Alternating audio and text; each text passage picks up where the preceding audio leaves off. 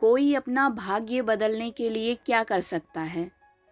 क्या आप ऐसे समय के बारे में सोच सकते हैं जब चीज़ें आपके लिए ठीक नहीं चल रही थी? तो आपने अपने भाग्य को बदलने के लिए क्या किया? आज की कहानी आपको यही सिखाएगी। एक विधवा की 3 बेटियां थीं। वह इस बात से परेशान थी कि उसकी तीनों बेटियों की शादी के लिए कोई लड़का क्यों नहीं मिल पा रहा है। एक दिन उसके पड़ोस में रहने वाली एक बूढ़ी औरत उसके घर आई। वह बूढ़ी औरत उसकी समस्या को समझ रही थी। विधवा ने बुढ़िया को चाय और मिठाई दी और बातों बातों में उससे पूछा कि उसकी बेटियों के लिए कोई लड़का क्यों नहीं आ रहा है। बुढ़िया ने कहा, यह बताना तो सचमुच बहुत मुश्किल है। थोड़ी देर तक सोचने के बाद बुढ़िया ने औरत से कहा, फिर भी इसका केवल एक ही मतलब हो सकता है। तुम्हारी बेटियों में से एक बेटी अवश्य ही दुर्भाग्यशाली होगी। जब तक वह घर में रहेगी, कोई भी लड़का तुम्हारी बेटियों से शादी करने नहीं आएगा। विधवा बहुत चिंतित हो गई और कहने लगी, ऐसा नहीं हो सकता। और फिर धीरे से पूछने लगी, मेरी तीनों बेटियों में से कौन सी दुर्भाग्यशाली हो सकती है? बूढ़ी औरत ने कहा, यह तो मैं नहीं बता सकती, लेकिन एक तरीके से इस बात का पता लगाया जा सकता है। जो अपने दोनों हाथों पर सोती होगी वही दुर्भाग्यशाली होगी। जैसे ही रात हुई, उसकी तीनों बेटियां सोने के लिए बिस्तर पर चली गईं। विधवा अंदर ही अंदर डर रही थी कि उसे क्या करना चाहिए। सबसे पहले वह अपनी सबसे बड़ी बेटी के कमरे में गई और देखा कि वह अपनी पीठ के बल आराम से सो रही थी। फिर वह अपनी मझली बेटी के कमरे में गई, देखा कि वह पेट के बल सो रही है। विधवा का दिल बहुत तेजी से धड़क रहा था। वह अपनी सबसे छोटी बेटी के कमरे में गई। उसने डरते हुए उसके बिस्तर की तरफ देखा। उसकी सबसे छोटी बेटी समान रूप से सांस ले रही थी और अपने दोनों हाथों पर सो रही थी। यह सब देखकर विधवा खुद को कमज़ोर महसूस करने लगी। वहीं बिस्तर पर बैठ गई और चुपचाप रोने लगी। उसके आंसू उसकी बेटी के हाथ पर गिरे और उसकी बेटी की नींद खुल गई।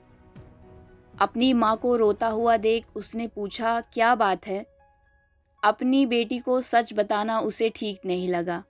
आंसुओं को पोंछते हुए बोली, कुछ नहीं, कोई बात नहीं है। फिर मेघना ने जोर देते हुए पूछा तो उसकी माँ ने बुढ़िया की कही हुई बात उसे बताई। तो मुझे जाना चाहिए, लड़की ने दृढ़ता से कहा। माँ ने विरोध करते हुए कहा कि ज़रूरी नहीं है कि बूढ़ी औरत ने जो भी कहा वो सच्ची हो।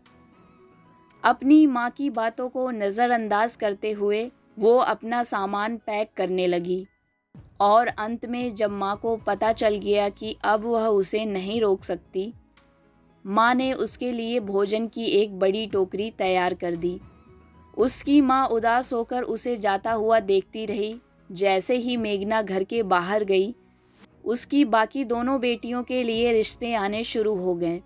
मेघना ने दूर दूर की यात्रा किया। उसे हर जगह एक नौकरी मिलती, लेकिन उसकी बदकिस्मती के कारण हमेशा नौकरी उसके हाथ से निकल जाती। अंत में उसकी मुलाकात एक रानी से हुई जो मेघना को बेहद पसंद करती थी। मेघना ने रानी को सारी सच्चाई बताई तो रानी ने कहा, निश्चित रूप से तुम दुर्भाग्यशाली होगी। केवल एक चीज़ है जो तुम कर सकती हो। क्या ऐसा कुछ है जो मेरी मदद करेगा? आश्चर्य से लड़की ने पूछा। वह यह नहीं जानती थी कि दुर्भाग्य के लिए कोई कुछ कर सकता है। तुम्हें अपना भाग्य खोजना होगा। रानी ने कहा, सभी भाग्य दूर पहाड़ों में रहते हैं। तुम्हें वहां जाकर अपने भाग्य को खोजना होगा और उसे एक उपहार देना होगा, लेकिन उसे तुम्हारा उपहार स्वीकार करना ज़रूरी है। एक बार अगर वह तुम्हारा उपहार स्वीकार कर लेता है तो फिर तुम बदकिस्मत नहीं रहोगी। आशा के साथ मेघना दूर पहाड़ों के लिए निकल गई। एक लंबी यात्रा के बाद वह वहां पहुंची जहां दुनिया के सभी भाग्य रहते थे। कुछ भाग्य दिखने में सुंदर थे और कुछ बहुत भयानक दिखते थे। क्या तुम मेरी किस्मत हो? मेघना ने बारी बारी से सभी से पूछा। कुछ विनम्रता से मुस्कुराए और बोले नहीं। कुछ ने उसका मजाक उड़ाया और उस पर हंसे। वह यही बात सबके पास जाकर पूछती रही। अंत में उसने एक भाग्य को देखा जो कुछ कुछ उसके जैसा दिखता था, लेकिन उसका चेहरा अजीब तरह से मुड़ा हुआ था। उसके बाल जंगली थे और उसने मेघना को घूर कर देखा, जिसके कारण मेघना डर गई। वो डरते हुए पूछी, क्या तुम मेरी किस्मत हो? मेघना की किस्मत हंसी और उसे घूरती रही। अब उसे पता चल गया कि वही उसकी किस्मत है। मेघना ने उसे कुछ रोटियां दी, लेकिन उसने उसको श्राप दिया और मुट्ठी भर गंदगी उसके चेहरे पर फेंक दी। वह विचित्र जीव इतनी जोर से हंस रहा था कि उसका मुंह खुला का खुला रह गया। मेघना ने जल्दी से एक रोटी का टुकड़ा उसके मुंह में फेंक दिया और जैसे ही उसके दांतों के नीचे रोटी दबी, उसका चेहरा नरम पड़ गया। उसने कहा, अच्छा, अब यह इतना बुरा नहीं है, बिल्कुल भी बुरा नहीं है। मेघना की किस्मत ने उसकी तरफ एक रेशम की गेंद फेंकी। उसने लड़की से कहा कि अगर किसी को रेशम का धागा चाहिए तो वह उसके वजन के हिसाब से सोने की मांग करे। खुश होकर मेघना महल लौट आई। एक युवक ने रेशम के धागे के बारे में सुना और अपनी बहन की शादी के लिए खरीदने को कहा। मेघना ने कहा कि बदले में उसका वजन सोने में होना चाहिए। तराजू पर कितना भी सोना भर दिया जाए, वो धागे के वजन के बराबर नहीं हो पा रहा था। अंत में युवक ने खुद तराजू पर कदम रखा और वह पूरी तरह से संतुलित हो गया। उन दोनों ने जल्द ही विवाह कर लिया।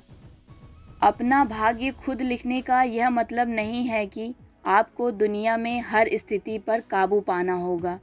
अपना भाग्य खुद रचने का मतलब यह है कि आप अपनी खुशहाली की ओर लगातार बढ़ रहे हैं और इससे कोई फर्क नहीं पड़ता कि आपके इर्द गिर्द जीवन की स्थितियां कैसी हैं। इसका सीधा मतलब यह है खुद को इस तरह बनाना कि आपके इर्द गिर्द चाहे जो भी घटना या परिस्थितियां हों, आपको उनके नीचे दब नहीं जाना, बल्कि उन पर सवार होना है। ये कहानी अगर आपको अच्छी लगी हो तो चैनल को लाइक, शेयर और सब्सक्राइब कीजिए ताकि आने वाली कहानियों को आप सुन सकें।